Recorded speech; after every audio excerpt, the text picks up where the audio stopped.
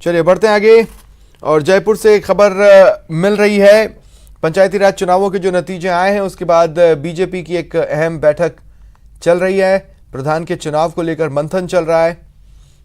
Party मुख्यालय में यह बैठक चल रही है। केंद्रीय मंत्री गजेंद्र सिंह शेखावत, अर्जुन राम मेघवाल, नेता प्रतिपक्ष गुलाब चंद कटारिया, उपनेता प्रतिपक्ष राजेंद्र राठौड़, संगठन महामंत्री चंद्रशेखर मंत्रणा कर रहे हैं।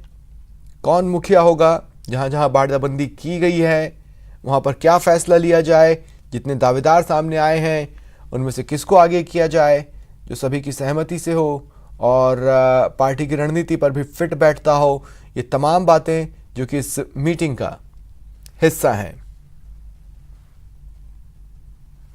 और चलिए सीधा चलते हैं, सहयोगी सुधीर शर्मा इस वक्त मेरे साथ जुड़ रहे हैं। सुधीर, देखिए ये तो है कि जो जोधपुर, कोटा और जयपुर में शहरी निकाय चुनाव हुए थे उससे हौसले जरूर बीजेपी के पस्त हुए थे, लेकिन पंचायत राज चुनावों ने एक बार फिर उनके लिए संजीवनी का काम किया है। ऐसे में जो नतीजे हैं उन्हें और चोखा रंग देने के लिए सही नाम और एक बैलेंस बनाने की कवायद इस वक्त चल रही है।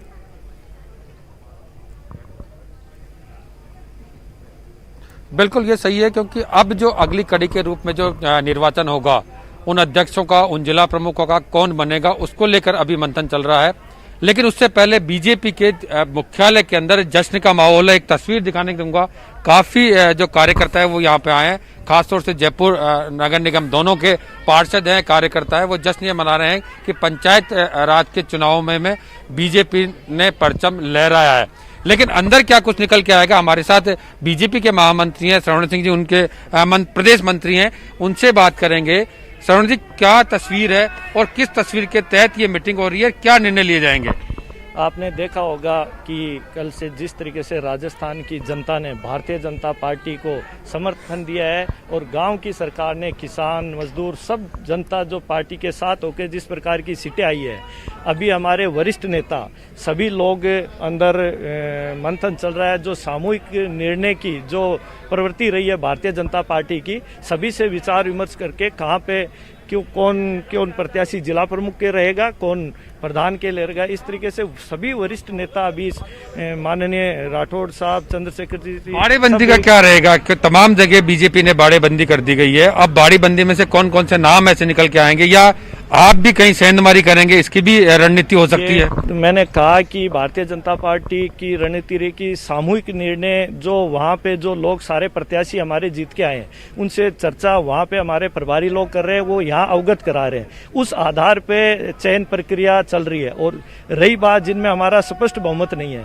वहाँ पर भी ज्यादातर जो लोग हैं उनके कॉल भी आ रहे हैं जो हमसे जुड़ना चाहते हैं। जिस प्रकार का माहौल है और राजस्थान की जनता ने कांग्रेस को नकारा है, सभी में एक उत्साह का माहौल और भारतीय जनता पार्टी से अधिक से अधिक जुड़ने की वजह से हम मैक्सिमम वोट हमारे बनेंगे।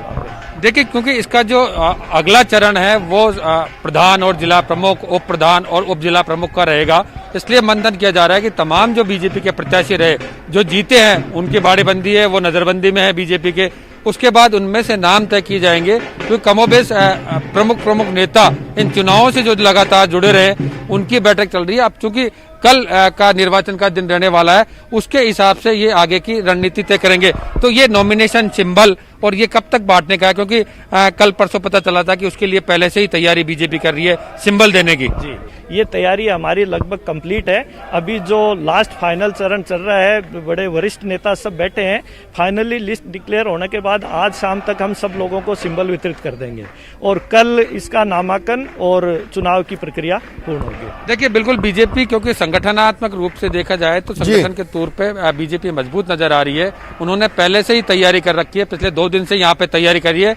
किसको सिंबल देना है, केवल परफॉर्मेंस में नाम बढ़ना है, बाकी प्रक्रियाएं पूरी करके तैयारी रखी हुई है। जैसे ही ये मीटिंग में फैसला हो जाएगा, अमुक नेता को वहां का अध्यक्ष बनाया जाएगा या प्रधान बनाया जाएगा या जिला प्रमुख बनाया जाएगा, उसका नाम देना है और सिंबल दे देंगे और कल नॉमिनेशन के बाद वो उनकी आगे की प्रक्रिया बढ़ेगी। शुक्रिया सुधीर, हमारे साथ जुड़ने के लिए और तमाम जानकारी के लिए। बात कर लेते हैं किसान आंदोलन की, जिसका आज 14वां दिन है। कृषि कानूनों पर सरकार ने किसानों की बात को सुनने के बाद एक प्रस्ताव किसानों के पास भिजवाया है। इस प्रस्ताव पर किसानों में बातचीत शुरू हो चुकी है, मंथन शुरू हो चुका है, उनकी बैठक चल रही है। 32 संगठन हैं जो कि प्रस्ताव पर चर्चा कर रहे हैं। सिंधु बॉर्डर पर किसानों की ये बैठक जारी है। सरकार ने प्रस्ताव के जरिए एक बार फिर ये भरोसा दिलाया है कि एमएसपी कहीं नहीं जा रहा है, एमएसपी रहेगा। मंडी सिस्टम पर भी भरोसा सरकार ने इस प्रस्ताव के जरिए दिलाने की कोशिश की है, लेकिन किसान अब बैठकर बातचीत कर रहे हैं कि क्या ये प्रस्ताव उनके मांगों के अनुरूप है। अगर है तो फिर आंदोलन ये अपना कैंसिल कर सकते हैं, लेकिन अगर प्रस्ताव से ये सहमत नहीं है तो इनका आंदोलन आगे भी जारी रहेगा, जिसकी आगे की रणनीतियां भी किसान तय कर चुके हैं। उस पर और बातचीत आगे हो सकती है।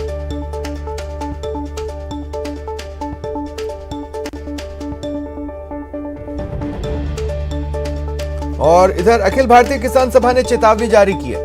राजस्थान राज्य कमेटी की केंद्र को चेतावनी, किसान विरोधी कानून केंद्र वापस ले, एमएसपी की गारंटी का कानून बनाए, मांगे पूरी हो वरना दिल्ली कूच करेंगे। 12 दिसंबर से राजस्थान से किसान दिल्ली कूच शुरू कर देंगे। दिल्ली में अनिश्चितकालीन महापड़ाव डालेंगे। शाहजहांपुर बॉर्डर पर किसान नेता जुटे हुए हैं। हरियाणा पुलिस ने दिल्ली जाने से उन्हें रोका हुआ है।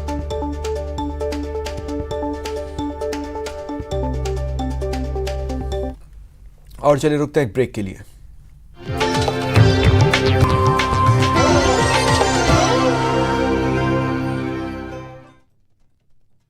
आज इंटरनेशनल एंटी करप्शन डे है। इस मौके पर प्रदेश भर में एसीबी चौकियों पर भ्रष्टाचार की शिकायत करने वाले परिवादियों को सम्मानित करने के साथ आभार व्यक्त किया जा रहा है।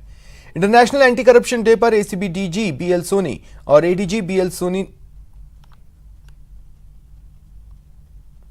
माफ कीजिएगा, एंटी करप्शन डे पर एसीबी डीजी बीएल सोनी ने भ्रष्टाचार के खिलाफ लड़ने वाले सभी लोगों को शुभकामनाएं दी। साथ ही एडीजी दिनेश एमएन ने प्रदेशवासियों से एसीबी के हेल्पलाइन नंबर और व्हाट्सएप नंबर के जरिए भ्रष्ट लोक सेवकों की शिकायत करने का आह्वान किया।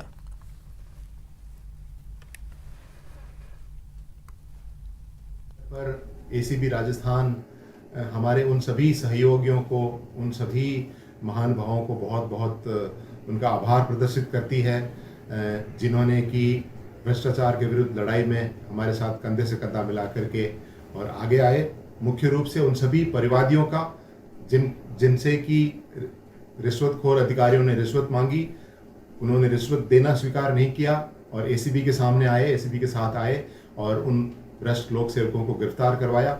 उन सभी विटनेसेस का जिन्होंने कि इस कार्रवाई में हमारा साथ दिया, फॉरेंसिक एक्सपर्ट्स का जिन्होंने कि इन्वेस्टिगेशन में हमारी हेल्प करी, अभियोजन के वो सभी अधिकारी जिन्होंने कि हमारे साथ हमेशा मिल करके और कोर्ट के अंदर हमारे सारे सबूतों को अच्छे से पेश करते हैं। जितने पिछले 3 साल में जितने परिवादी हमारे पास आए और जितने लोगों ने ट्रैप करवाए, उन सबको हमारी जो लोकल यूनिट्स है, जिला यूनिट्स है, वहाँ बुला रहे हैं, एसीबी की चौकियों पे बुला के उनको सम्मान भी कर रहे हैं। प्लस उनकी कोई समस्या अगर है और कोई दिक्कत आ रही है उनको इनके प्रोसिक्यूशन में, उनके काम होने में, उसके बारे में भी हम चर्चा कर रहे हैं। अंतर्राष्ट्रीय भ्रष्टाचार निरोध दिवस के मौके पर बुधवार को जोधपुर के एसीबी मुख्यालय पर कृतज्ञता दिवस के रूप में भी मनाया गया। एसीबी के डीआईजी डॉक्टर विष्णुकांत ने पत्रकारों से बातचीत की। कहा, आज विश्व भ्रष्टाचार निरोधक दिवस है और भ्रष्टाचार को खत्म करने के लिए एसीबी के परिवादी मुख्य भूमिका निभाते हैं। ऐसे में हमने कृतज्ञता दिवस के रूप में इन सबका आभार जताने के लिए कार्यक्रम किया। जब हो जाता है तो उसके बाद फाइल ट्रांसफर हो जाता है उनका, हमारे मीडिया कर्मियों का, जो हमारे अच्छे किए गए कामों को लोगों के बीच ले जाते हैं, जिससे कि लोग इसके बारे में जानते हैं और अधिक से अधिक कार्रवाई होने के लिए प्रेरित होते हैं, जागरूक होते हैं। साथ ही हम उन सभी का, जो भी हमारा प्रत्यक्ष या परोक्ष रूप से सहयोग कर रहे हैं, उन सभी का आज एक कृतज्ञता शो कर रहे हैं, धन्यवाद कर रहे हैं कि आपने हमारे कामों में सहयोग किया है। अलवर के बानसूर में एसीबी की टीम ने कार्रवाई कर बिजली निगम के तकनीकी सहायक सुनील कुमार को 28,000 की रिश्वत लेते रंगे हाथों ट्रैप किया। आरोपी रिश्वतखोर तकनीकी सहायक सुनील कुमार परिवादी से ट्रांसफार्मर बदलने के लिए 30,000 रुपए की रिश्वत मांग रहा था।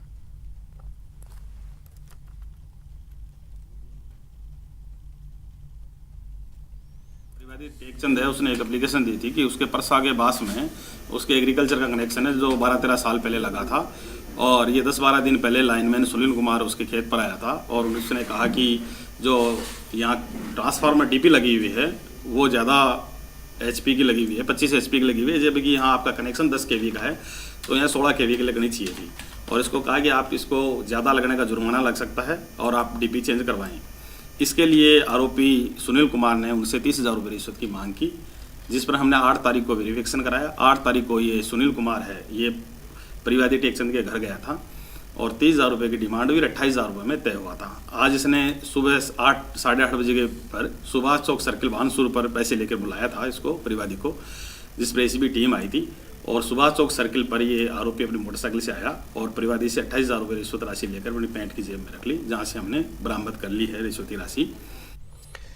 राजस्थान में भ्रष्टाचार निरोधक ब्यूरो यानी ACB ने भ्रष्टाचारियों पर नकेल कसने में बड़ी कामयाबी हासिल की है। हाल के दिनों में ब्यूरो ने दर्जनों भ्रष्ट लोक सेवकों को जेल भेजा, करोड़ों की संपत्ति जब्त करने में सफलता पाई। ACB के एक्शन का परिणाम, भ्रष्टाचारियों पर लगी लगाम, रिश्वतखोर पहुंचे सलाखों के पीछे। भ्रष्टाचार की आंच पर रिश्वत की रोटी पकाने वाले लोक सेवकों पर ACB की टीम इन दिनों कहर बदकर टूटी है। मात्र 1 महीने में ACB ने केंद्र के अलग अलग विभागों के 9 अधिकारियों को घूस लेते रंगे हाथों ट्रैप किया। वहीं राज्य के दर्जन भर लोक सेवकों को सलाखों के पीछे भेज दिया है। Ministry of roadways and highways trap हुए, प्लस CGST के अधिकारी ट्रैप हुए और आधार के अधिकारी ट्रैप हुए, और कुछ ट्रैप्स तो ऐसे हुए कि जहां परिवादी हमें कॉल किया और हमारी टीम खुद ही पहुंच गई। जैसे चिड़ावा के जो परिवादी है उसने हमारे ACB को कॉल किया था, वो इसलिए ACB की टीम DYSP सीधे वहां पहुंच गए। वहां पहुंच के वहाँ पूरी ट्रैप की कार्रवाई की। उस परिवादी को अपने घर से बाहर निकलने की जरूरत नहीं पड़ी। तो हम एक तरह से जहाँ परिवादी हमें बुला रहा है वहीं जाके हम लोग कर रहे हैं। अब ACB का अगला निशाना भ्रष्टाचार से अकूत संपत्ति अर्जित कर चुके लोक सेवक और सरकारी अधिकारी हैं, जिन्होंने सालों से रिश्वतखोरी कर अवैध संपत्ति जमा कर रखी है। ACB के DG तो आम लोगों को भी जागरूक होकर भ्रष्टाचारियों के खिलाफ सूचना मुहैया कराने की अपील कर रहे हैं, ताकि जैसे अधिकारी कोई ट्रैप नहीं हो पाता है, लेकिन इसने जो सालों से संपत्ति अर्जित की है रिश्वत की वजह से, उनकी जैसे जैसे हमें सूचना मिलती है उस हमने कार्रवाई करने लग गए। अभी हमारे WhatsApp नंबर भी हमने दिया है, तो काफ़ी लोग इसमें सूचना भी दे रहे हैं। जैसे किसी अधिकारियों के अपने नाम से संपत्ति नहीं रखते, बेनामी नाम से संपत्ति रखते। हम और भी जनता से अपील करते हैं कि अगर आपको पता है कि महीने के पहले हफ्ता में कोई रिश्वत का आदान प्रदान होता है और आपके पास स्पेसिफिक इन्फॉर्मेशन है कि फला भ्रष्ट अधिकारी है जो बहुत सारी रिश्वत की राशि एकत्रित करके और अपनी गाड़ी से और कहीं जा रहा है, तो वो भी अगर आप विशिष्ट सूचना हमको देते हैं तो हम सडन सरप्राइज चेक भी कर सकते हैं। सडन सरप्राइज चेक भी कर सकते हैं, जिसमें कि अगर ज़्यादा संपत्ति किसी के पास मिलती है तो उसमें भी हम उनके खिलाफ कार्रवाई कर सकते हैं। मरुधरा में भ्रष्टाचार के खात्मे के लिए ACB अब सुनियोजित तरीके से आगे बढ़ रही है। परिवादी सुरक्षित तरीके से भ्रष्टाचारियों के बारे में सूचना दे, इसके लिए डेडिकेटेड WhatsApp नंबर जारी किया है, जिस पर लोग टेक्स्ट और ऑडियो भेजकर सूचना शेयर कर सकते हैं। जो कोई भी व्यक्ति उस पर, क्योंकि कई लोग फ़ोन से बात करने में सोचते हैं कि पता नहीं मेरी सीक्रेसी क्या रहेगी, तो WhatsApp को थोड़ा वो ज़्यादा एक सिक्योर्ड माध्यम मानते हैं, तो उस पर भी हमने एक दी है जिसको कि मैं खुद मॉनिटर करता हूँ। मेरे अधिकारी मेरे पास जो हैं वो उसको सुनते हैं। उस पर आप टेक्स्ट मैसेज भेज सकते हैं, उस पर आप ऑडियो क्लिप भेज सकते हैं, वीडियो क्लिप भेज सकते हैं, और प्रत्येक जो भी आता है हमारे पास मैसेज उसको मेरे लेवल तक उसकी स्क्रूटनी होती है, और तुरंत अगर ट्रैप की ज़रूरत होती है तो हम ट्रैप करवाते हैं, नहीं तो हम हमारी जो ACB की अलग अलग यूनिट्स हैं पूरे राजस्थान में उनको दे देते हैं कि आप संपर्क करें। ACB ने हाल के दिनों में रिश्वतखोरों के खिलाफ ताबड़तोड़ कार्रवाई कर ये बता दिया है कि राज्य सरकार भ्रष्टाचार के खिलाफ जीरो टॉलरेंस की नीति अपना रही है और आने वाले दिनों में वैसे लोक सेवकों को भी नहीं छोड़ेगी जो आय से अधिक संपत्ति पर कुंडली मारकर बैठे हैं। सौरभ गृहस्थी, News 18 राजस्थान।